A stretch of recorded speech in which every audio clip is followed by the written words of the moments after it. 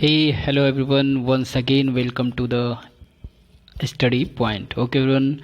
Now let's see today's हम discuss करेंगे history chapter first. Okay, तो टुडेज हम डिस्कस करने वाले हैं हिस्ट्री चैप्टर फर्स्ट के बारे में. Okay everyone. तो जैसा कि आप जानते हो कि ढेर सारे चैप्टर्स को रिड्यूस कर दिया गया है. तो सेक्शन 1 में हमें ये पढ़ना है इवेंट एंड प्रोसेसेस. ठीक है, ये आपका सेक्शन 1 है. इसमें हमें देखना क्या है,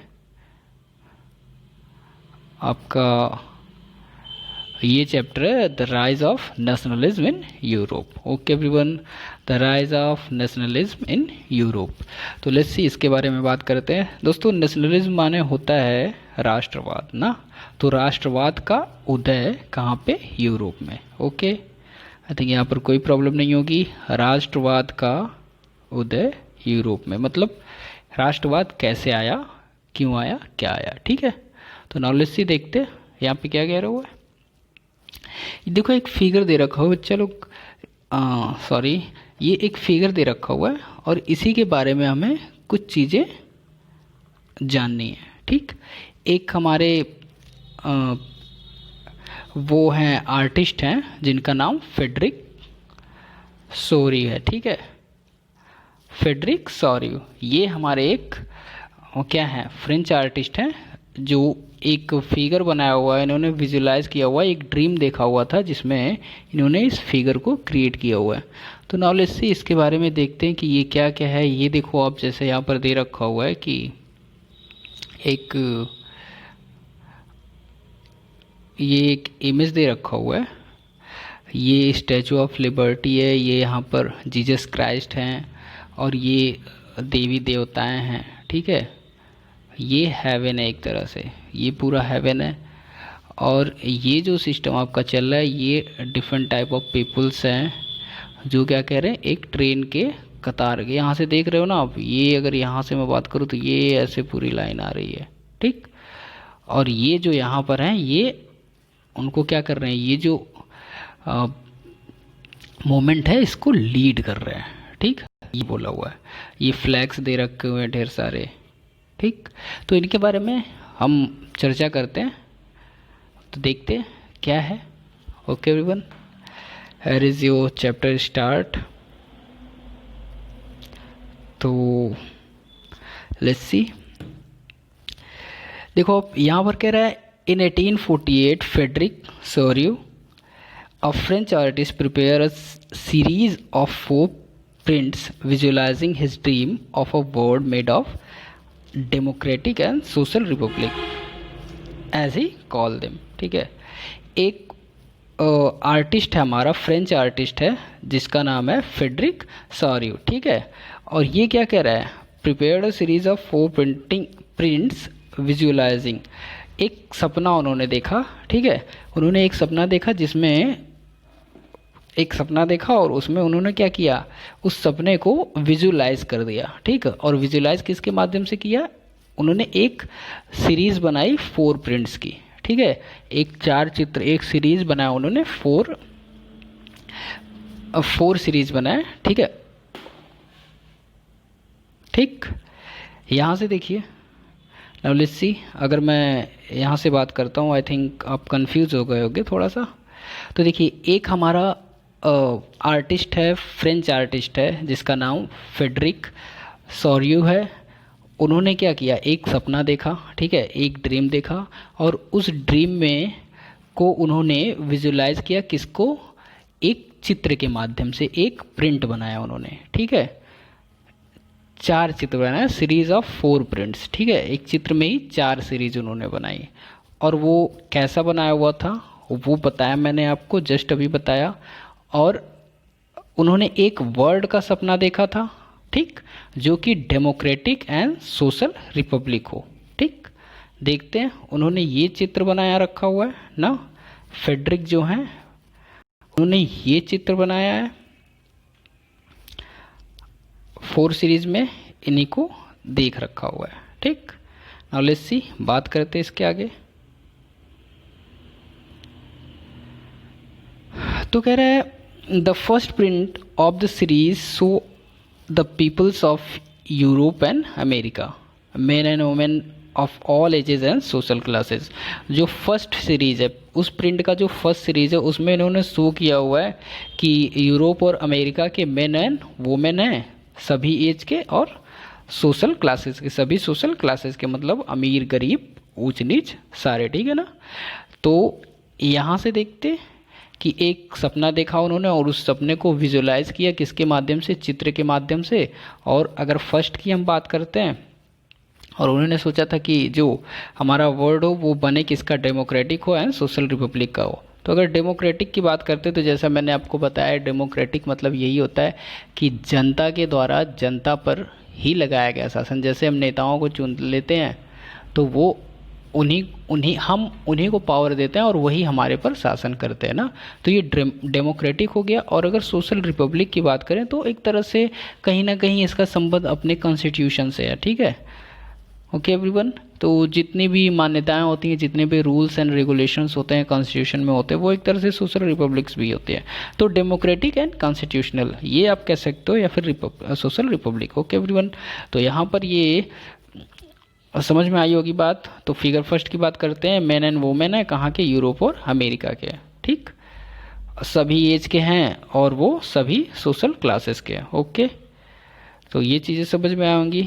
कह रहा है कि marching in a long train and offering homage to the Statue of Liberty as the pass by it, ठीक है। वो क्या है, यूरोप और अमेरिका के हैं, जो मेन एंड वुमेन सभी क्लासेस के, सभी एजेस के, सोशल क्लासेस के। वो क्या कर रहे हैं, एक ट्रेन, मतलब एक लंबी लाइन लगाए हैं, वो ट्रेन की जैसे ट्रेन लंबी होती है ना, उसी तरह एक सीरीज में लाइन लगा रखे हुए हैं। और वो लिबर्टी, जो स्टैचू ऑफ लिबर्टी है उसकी पूजा करते हुए उसको पास कर रहे हैं, ठीक, उसको आदर्श मानते हुए, ठीक है। एज यू वुड रिकॉल, जैसा कि आपको ना याद होगा, artist of the time of French revolution personified liberty as a female figure, ठीक है। कह रहा है कि जो फ्रेंच रिवोल्यूशन जब था हमारा, और वो उस समय के जो आर्टिस्ट थे वो लिबर्टी को क्या एक फीमेल फिगर के थ्रू पर्सनिफाइड करते थे ना। अगर उन्हें लिबर्टी को शो करना है तो एक फीमेल फिगर बना देते थे, उसी के थ्रू उनको शो करना है ना। ओके एवरीवन, तो ये यहाँ तक समझ में आया होगा। फिर कह रहा है, here you can recognize the torch of enlightenment she bears in one hand and the charter of the right of man in the others, ठीक है। कह रहा है कि जो ये है फीमेल फिगर है, जो कि स्टैचू ऑफ लिबर्टी है, उसके एक हाथ में टॉर्च ऑफ एनलाइटमेंट है ना, मतलब एक तरह का प्रकाश है जो कि उनको ज्ञान देता है, उस तरह का प्रकाश है। और दूसरे हाथ में charter of rights of man in the others, और दूसरे हाथ में क्या है, चार्टर ऑफ राइट है, ठीक।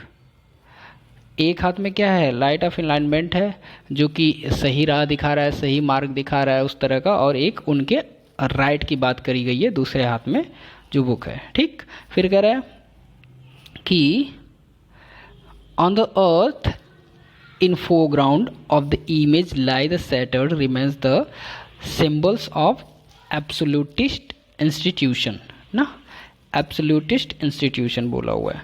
कह रहा है कि और जो सैटर्ड है, जो पड़ा हुआ है ज़मीन पर, जो पड़ा हुआ है फॉरग्राउंड इमेज में, जो ज़मीन पर पड़ा हुआ वो क्या है, सिंबल ऑफ एब्सोल्यूटिस्ट इंस्टीट्यूशन है, ठीक है। अब सिंबल ऑफ एब्सोल्यूटिस्ट इंस्टीट्यूशन क्या होता है, तो ये इसकी बात कर रहा है। ये जो हिस्सा पड़ा हुआ है ना पूरा, ये वाला हिस्सा, ये इसकी बात कर रहा है, ये सिंबल ऑफ एब्सोल्यूटिस्ट इंस्टीट्यूशन है। अब ये क्या है, एब्सोल्यूटिस्ट इंस्टीट्यूशन क्या है, देखो एब्सोल्यूटिस्ट इंस्टीट्यूशन, एब्सोल्यूटिस्ट मतलब क्या होता है कि कोई भी ऐसा राज्य ना, कोई भी ऐसा राजा जिस पर हम कोई रोक ना लगा सकते, वो कोई भी नियम फॉलो कर सकता है, कुछ भी कर सकता है, मार काट वॉटएवर जो भी उसके दिमाग में आएगा, मतलब एक तरह का तानाशाह टाइप का हो गया ना। और वो लोगों को परेशान कर रहा है, उसके मन में जो भी आया वो करे, निरंकुश टाइप का राजा, ठीक है। और वो आप पर अधिकार भी जमा सकता है ज़बरदस्ती, उसके पास मिलिट्री भी होती है, ये सारी चीज़ें ना। तो कहने का मतलब मेरा ये है कि ये जो सारी चीज़ें पड़ी हुई है यहाँ पे, ये जो सिंबल है पूरा, ये किसका है? एब्सोल्यूटिस्ट का है। तो एब्सोल्यूटिस्ट क्या हुआ? एक ऐसा राजा जो जिस पर कोई कानून वर्क नहीं करता है, वो अपने मन से मनमानी करता है, जैसे मन वैसे काम करे, ठीक है। शासन द्वारा भी आपको दबा देता है, ठीक। निरंकुश एक तरह का तानाशाह टाइप का, ठीक। ये चीज़ें समझ में आई होंगी। फिर कह रहा है इंसोरियन यूटोपियन विजन, ठीक है। और जो हमारा फेडरिक सॉरिव था, ठीक, वो यूटोपियन, उसका विजन क्या था? यूटोपियन था, ठीक। Utopian vision, the people of the world are grouped as distinct nation identify through their flags and costumes, national costumes, ठीक है। कह रहा है कि जो हमारा ये था, जो आर्टिस्ट था हमारा, वो उसका विज़न क्या था? यूटोपियन विज़न था। यूटोपियन विज़न ऐसा होता है कि जैसा आप ऐसा कुछ सोच लो जो कि पॉसिबल ही नहीं है ना, इतना अच्छा, इतना प्यारा ना, ऐसा कुछ सोच लो जो कि पॉसिबल ही नहीं, उसी को यूटोपियन विज़न कहते हैं ना। कह रहा है कि वहाँ पर पीपल्स, लोगों का ग्रुप है, वर्ल्ड के ना, जो क्या हो गया, ओके, लेट्स सी। हाँ, तो यहाँ कह रहा है people of the world are group as distinct nations ना। वहाँ पर संसार के सारे लोग का एक ग्रुप बनाया गया है, डिस्टिंक्ट नेशन बनाया गया है, आइडेंटिफाई किया गया है, फ्लैग एंड नेशनल कॉस्ट्यूम्स, उनको आइडेंटिफाई किया गया है किससे? उनके फ्लैग से और उनके नेशनल कॉस्ट्यूम से, ठीक है। Leading the procession we pause the Statue of Liberty और the United States and Switzerland. और जो उस आंदोलन को क्या कर रहे हैं? रास्ता दिखा रहे हैं, या जो उसे लीड कर रहे हैं ना, जो वो कौन कौन से हैं? यूनाइटेड स्टेट एंड स्विट्जरलैंड है, ठीक। यूनाइटेड स्टेट्स एंड स्विट्जरलैंड है। फिर विच बाय दिस टाइम वो ऑलरेडी नेशन स्टेट्स, और यूनाइटेड स्टेट और स्विट्जरलैंड क्या थे? वो पहले से ही नेशन स्टेट थे, ठीक है। वो कल्पना कर रखा हुआ है कि जो भी नेशन स्टेट नहीं है ना, उनकी कल्पना कर रखा हुआ, मतलब सबको एक भाईचारे के व्यवहार में बांध के रखा हुआ है, और ऐसा ही उन्होंने चित्र बनाया हुआ। मतलब बोला ना कि यहाँ पर यूटोपियन विजन है उनका। यूटोपियन विजन का मतलब ये है कि ऐसी कोई चीज़ बना देना जिसकी कोई कल्पना नहीं कर सकता है ना, ये सारी चीज़ें, ठीक। फ्रांस, फिर देखते हैं फ्रांस, ओके। फ्रांस आइडेंटिफिएबल, ठीक, by the revolutionary tricolour has just reach the statue, ठीक है। जो फ्रांस है, जिसको हम कि उसके ट्राई कलर से पहचान सकते हैं, जो कि उनका रिवोल्यूशनरी ट्राई कलर है, इट जस्ट रीच, वो अभी अभी क्या पहुंचा है? स्टैचू ऑफ लिबर्टी के पास पहुंचा हुआ है। She is follow by the people of Germany, और जर्मनी के पीपल उसे फॉलो कर रहे हैं, उनके पीछे हैं। Bearing the black, red and gold flag, वो ब्लैक, रेड और गोल्ड फ्लैग ले रखे हुए, ठीक है। Interestingly, at the time when Saru created this image, the German peoples did not yet exist in United Nation। अच्छा, मज़े की बात ये, इंटरेस्टिंग बात ये है कि जो सॉरी ने जो तस्वीर क्रिएट की है, जो इमेज बनाया हुआ, उसमें जो जर्मन पीपल्स हैं उनका यूनाइटेड नेशन नहीं था, ठीक है। बोला हुआ है ना कि जो जर्मन पीपल थे उनका यूनाइटेड नेशन नहीं था, उनका कोई एग्जिस्ट नहीं था, लेकिन उन्होंने तस्वीर बना दी है कि ये हो गया है। The flag they carry an expression of liberal hopes in 1848 to unify the numerous German speaking principalities into a nation state under the democratic constitution ना। ये कह रहा है कि जो ये झंडे को, फ्लैग को कैरी कर रखे हुए, ठीक, ये फ्लैग को जो कैरी कर रखे हुए हैं, उनका एक लिबरल होप है, उनके एक लिबरल होप्स हैं 1948 में कि जो जर्मन स्पीकिंग प्रिंसिपलिटीज़, मतलब जो जर्मन लोग बोलते हैं, विभिन्न प्रकार के जो जर्मन बोलते हैं, अलग अलग जो छिन्न भिन्न हैं, वो इनका एक नेशन स्टेट हो। ठीक है, उनका एक स्टेट बने, मतलब जो जर्मन पीपल्स हैं अलग अलग हर जगह के हैं, जैसा कि तस्वीर में उन्होंने दिखाया है कि सब एक साथ हैं, बट ऐसा एक्चुअल में है नहीं। वो ये चाहते हैं, वो फिगर में उन्होंने, तस्वीर में उन्होंने यही क्रिएट किया हुआ कि जो जर्मन विभिन्न विभिन्न प्रकार के लोग हैं, वो उन्हें एक उम्मीद है, उन्हें एक आशा है कि उनका भी एक नेशन बनेगा, नेशन स्टेट बनेगा, जो कि डेमोक्रेटिक कॉन्स्टिट्यूशनल होगा। ठीक है, ओके एवरीवन। तो फिर कह रहा है फॉलोइंग जर्मन पीपल्स और द पीपल्स ऑफ ऑस्ट्रिया, और जर्मन पीपल के पीछे क्या है, ऑस्ट्रिया है, kingdom of the two Sicilies हैं, लैम्बॉर्डी हैं, पोलैंड है, इंग्लैंड है, आयरलैंड है, हंगरी और रसिया के लोग हैं। ठीक है, from the heavens above Christ saint, और हेवन में स्वर्ग की अगर बात करता है तो स्वर्ग में अभी मैंने फिगर में ऊपर दिखाया था कि स्वर्ग में क्या है, क्राइस्ट हैं, सेंट्स हैं, मतलब जीसस क्राइस्ट हैं, साधु हैं और एंजल्स हैं। गेज अपॉन द सीन, वो क्या कर रहे हैं, सीन को देख रहे हैं एक तरह से। ठीक, they have been use by the artist to symbolic fraternity among the nations of the world. ठीक है, और जी ये सारा सिंबल ना, ये जो सारा सिंबल है भाईचारे का, जो चित्र में दिखाया गया है, ये ऐसा ही है जिसे लोग कि देख रहे हैं, यहाँ तक कि देवता भी देख रहे हैं, ऐसा उन्होंने क्रिएट किया है यूटोपिया टाइप का। ठीक है, जो कि ऐसा पॉसिबल नहीं है। ठीक है, यहाँ तक आई थिंक कोई प्रॉब्लम नहीं होगी।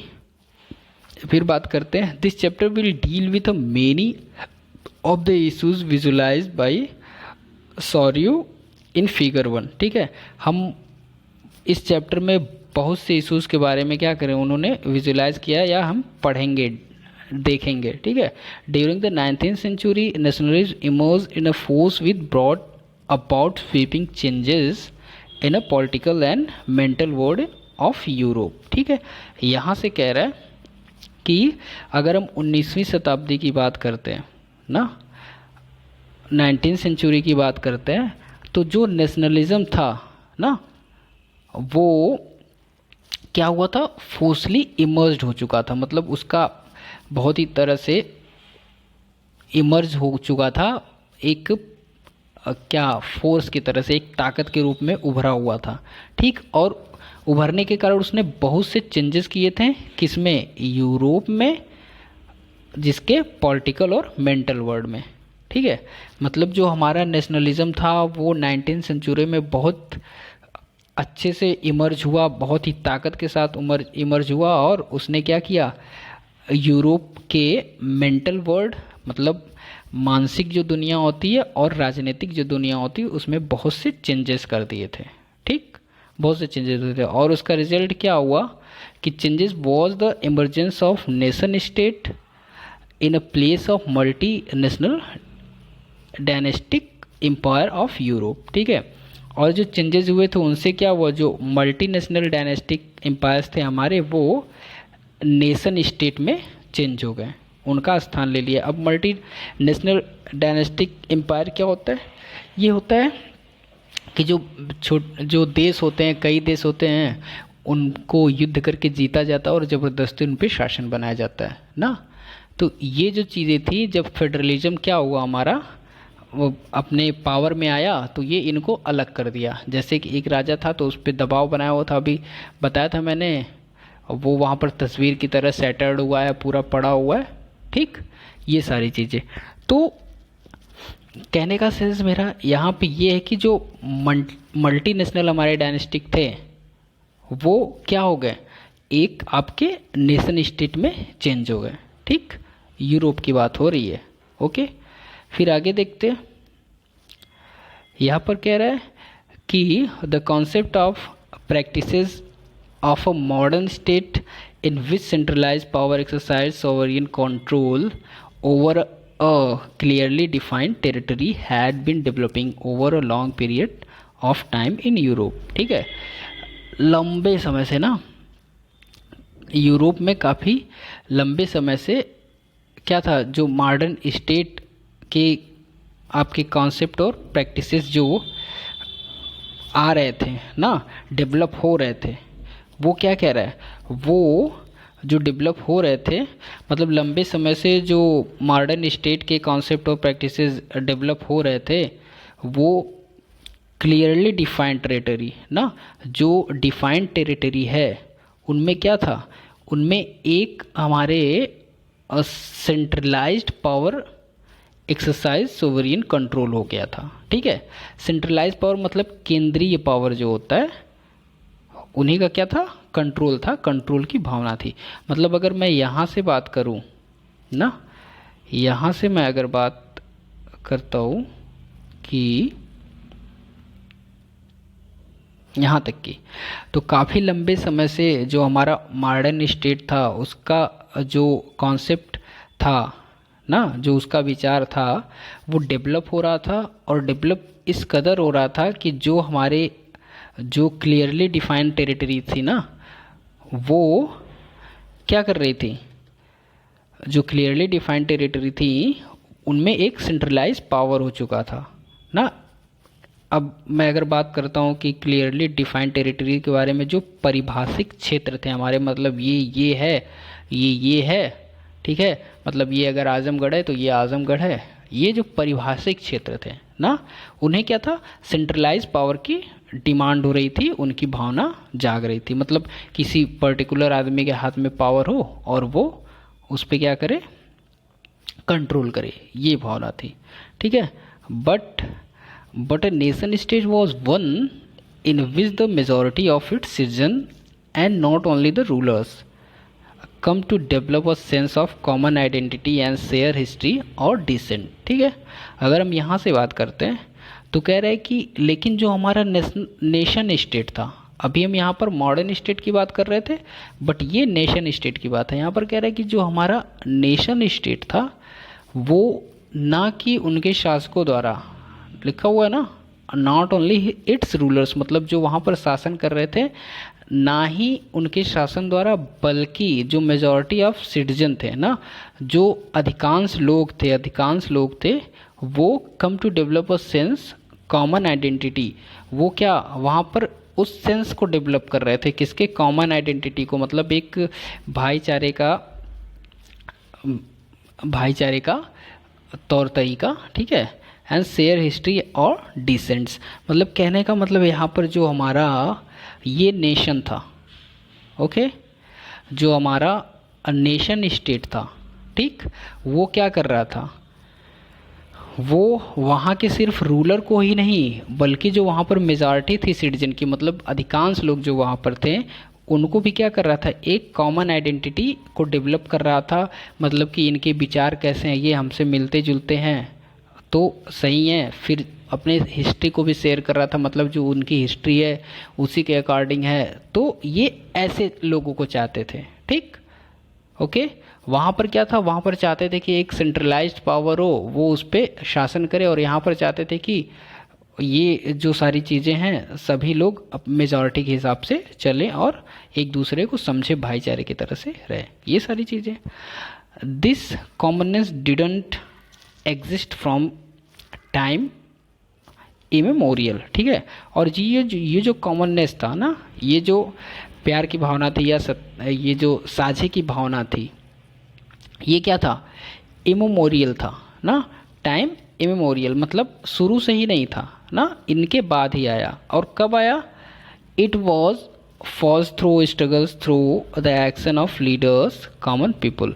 तो ये कैसे आया, ये बहुत ही स्ट्रगल करने के बाद आया, जिसमें कॉमन पीपल ने भी स्ट्रगल किया और लीडर्स ने भी स्ट्रगल किया था। उसके बाद ये जो हमारा कॉमननेस की जो सोच थी, हमारी जो कॉमननेस के हमारे थॉट्स थे, वो उसके बाद ही आए थे। इन लोगों ने काफ़ी स्ट्रगल के बाद ये चीज़ें लाई थी। ओके एवरीवन, तो नाउ लेट्स सी, आगे देखते हैं।